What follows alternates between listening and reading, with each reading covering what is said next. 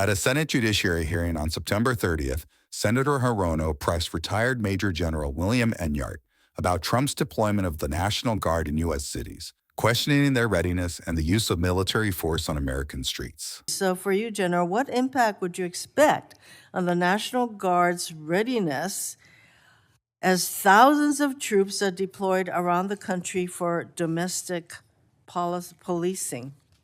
General? Thank you, Senator. As you point out, every day that a guardsman is deployed in the streets of Los Angeles or Chicago or Washington, D.C., is a day that is not spent doing the training that they need to do in order to keep up their military skills, in order to maintain those military skills.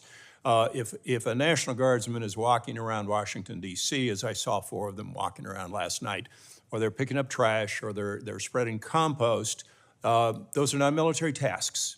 Those are not the tasks that they need to be trained for in order to defend our nation. And it has a very adverse impact on readiness, as well as an adverse impact on morale, which will directly affect recruiting and retention.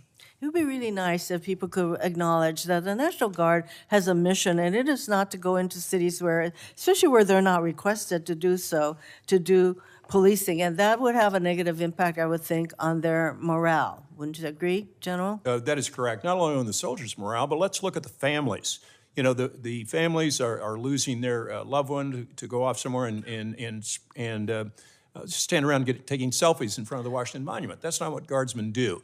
It's also an adverse impact on employers, which will directly impact recruiting in the future. For more congressional news, stay tuned to Congress Clips, and thanks for watching.